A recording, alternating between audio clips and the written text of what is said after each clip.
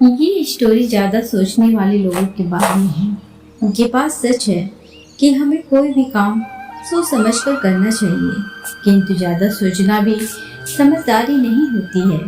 कभी कभी ज़्यादा सोचने से हमारा दिमाग खराब हो जाता है। होशियारी इसी में होती है कि हम हर समस्या का समाधान दिमाग को शांत रख कर करें। एक शहर में यश नाम का लड़का रहता था। वो लड़का ताले तोड़ने में एक्सपर्ट था। शहर में किसी को भी लॉक खोलने की जरूरत होती थी तब यश बड़ी आसानी से लॉक खोल देता था। शहर में यश का लॉक खोलने में अच्छा नाम था। एक दिन यश के कुछ फ्रेंड्स उसके पास आते हैं। वो लोग यश की परीक्षा लेना चाहते थे। उन्होंने यश को बताया कि तुम्हें इस जगह पर इस तारीख को आना है और ताले को तोड़ना है। जब यश उस जगह पर उसी तारीख और समय के अनुसार पहुंच गया तब उसको वहां पर प्रतियोगिता के नियम समझा दिए गए। यश को समझाया गया कि तुम्हें एक बॉक्स में बिठा दिया जाएगा और उस बॉक्स को पानी में उतार दिया जाएगा। तुम्हें ताला तोड़कर बाहर आना है। इसके बीच में अगर तुमको लगता है कि लॉक तुमसे नहीं खुल पाएगा तो तुम इमरजेंसी बटन दबाकर बाहर आ सकते हो। अगर तुमने वो इमरजेंसी बटन दबा दिया तो फिर तुम इस प्रतियोगिता में हार जाओगे। यश ने सभी नियम अच्छे से समझ लिए। वो अब इस प्रतियोगिता के लिए तैयार था। उसने कहा, अच्छा ठीक है। प्रतियोगिता अब शुरू हो गई थी। जैसे ही वो पानी में पहुंचा वैसे ही उसने तुरंत अपनी जेब से एक तार निकाला। वो उस तार से लॉक खोलने की कोशिश लगातार करता जा रहा था। उसने 5 से 6 बार लॉक खोलने की कोशिश की पर उससे लॉक खुला नहीं। ज्यादा समय तक पानी में रहना भी उसके लिए मुश्किल होता जा रहा था। उसको सांस रोकने में भी परेशानी हो रही थी। उसने हार न मानकर वापस एक बार कोशिश की, लेकिन इस बार भी उससे लॉक खुला नहीं। इस बार जब लॉक नहीं खुला तब उसने इमरजेंसी बटन दबा दिया और वो धीरे धीरे ऊपर आने लगा। पानी के ऊपर आए बॉक्स को बाहर निकाला गया और उस बॉक्स को हल्का सा धक्का देकर खोला गया। यह सब देखकर यश अचंभित हो गया। उसने सोचा कि मेरे दिमाग में एक बार भी ये ख्याल क्यों नहीं आया कि इस बॉक्स को मैं धक्का देकर खोल सकता हूँ। बॉक्स लॉक था ही नहीं, पर यह बात यश को पता नहीं थी और वो ज्यादा सोचकर बॉक्स का लॉक खोलने की कोशिश कर रहा था। ज्यादा सोचने के कारण उसने ये भी नहीं सोचा कि शायद बॉक्स लॉक हो ही नहीं।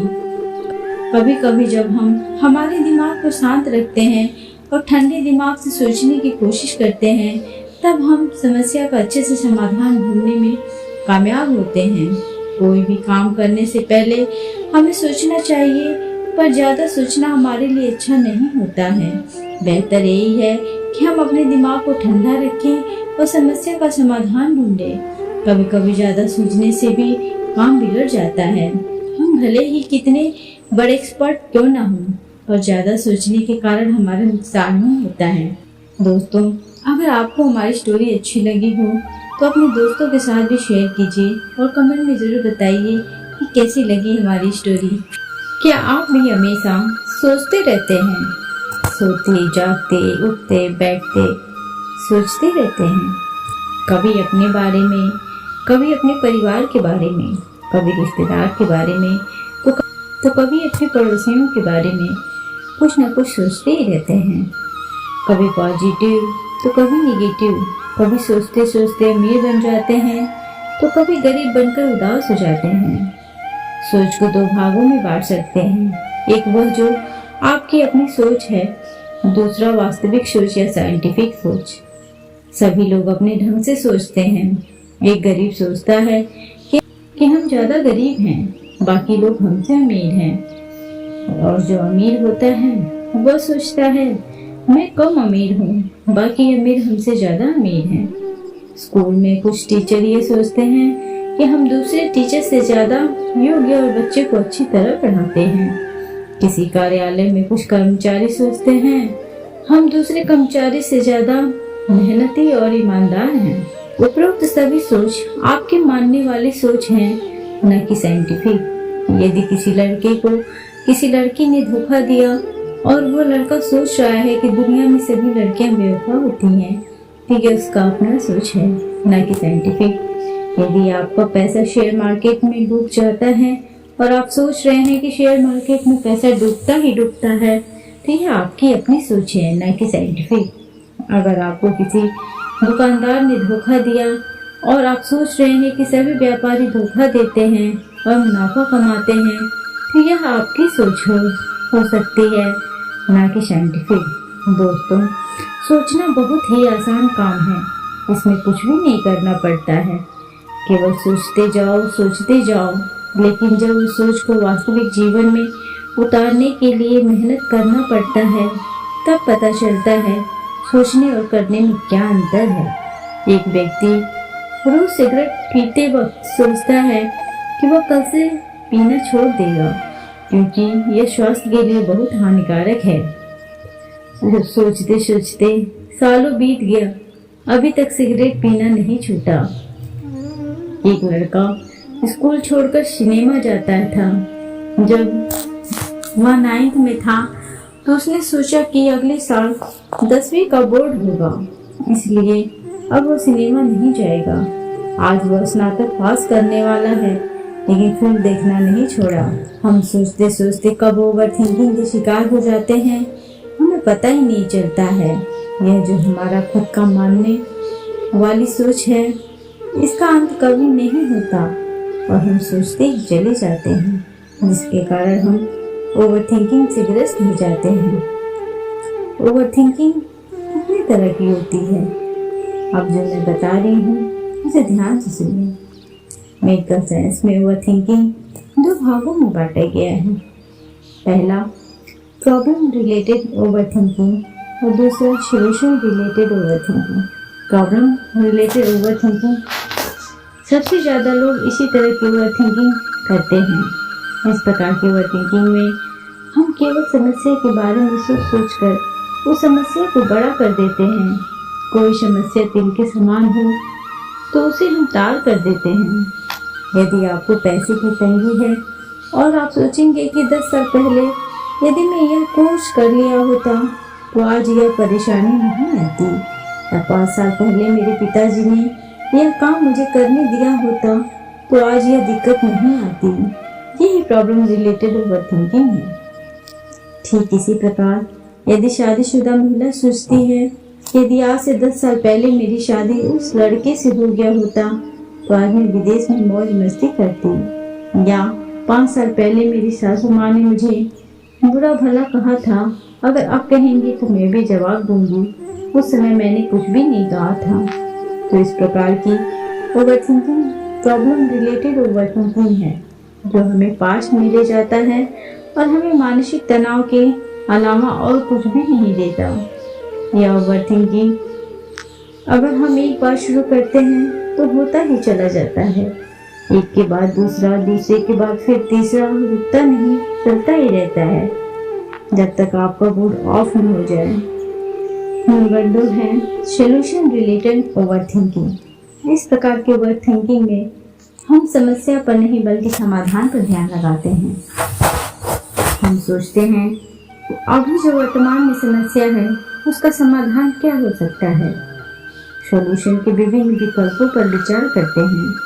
अगर आपको पैसे की तंगी है और आप सोच रहे हैं कोई पार्ट टाइम जॉब शुरू करें या कोई पार्ट टाइम बिजनेस शुरू करें जिससे पैसे की समस्या दूर हो जाएगी, तो यह सॉल्यूशन रिलेटेड ओवर थिंकिंग है। ठीक इसी प्रकार यदि किसी शादीशुदा महिला की विदेशी लड़के से शादी नहीं हुई और वह विदेश जाने की सोच रही है और पैसे का जुगाड़ कर रही है, ये सॉल्यूशन रिलेटेड ओवर थिंकिंग है। यदि आप भी प्रॉब्लम रिलेटेड ओवर थिंकिंग करते हैं तो सावधान हो जाइए, यह आपको बर्बाद कर देगा।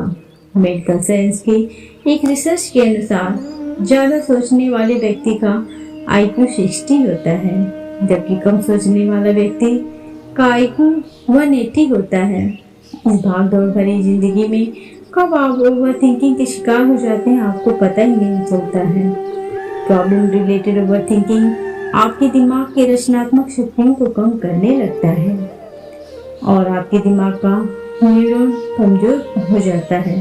एक साइंटिफिक रिसर्च के अनुसार इंसान को दिन भर में 70,000 से ज़्यादा विचार आता है, जिसमें 95% कोई काम का नहीं होता है।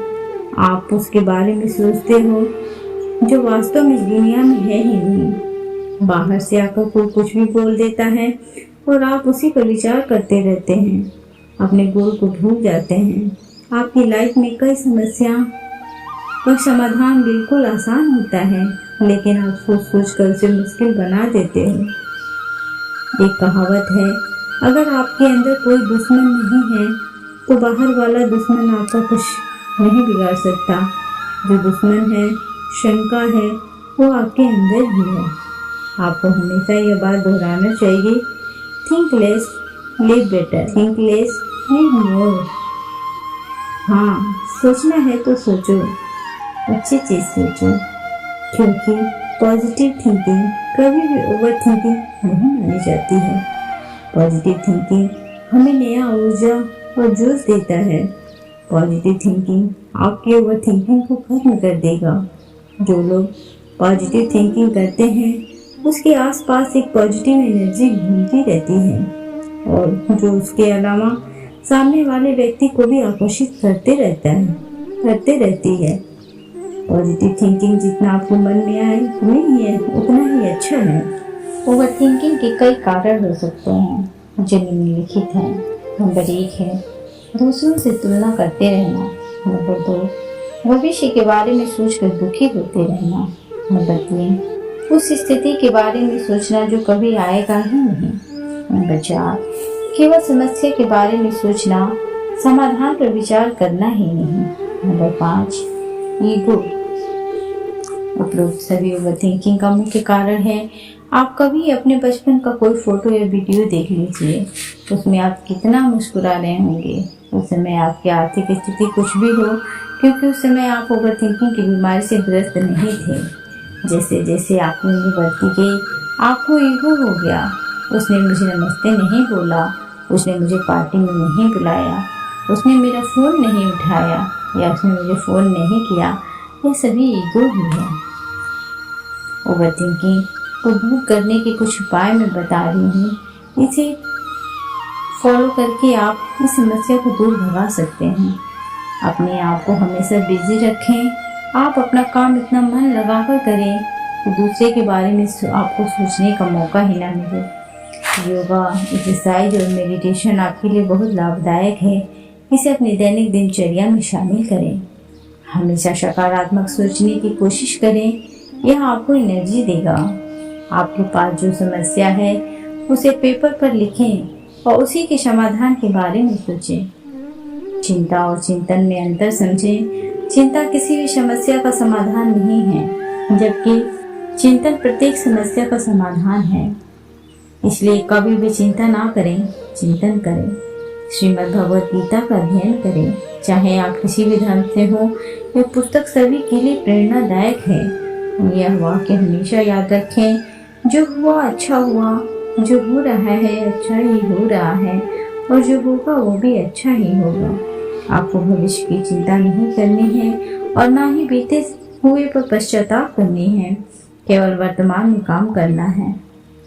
दोस्तों, अगर आपको ये ऑडियो पसंद आया हो तो प्लीज़ इसे लाइक, शेयर और सब्सक्राइब करना ना भूलें। Thanks for watching.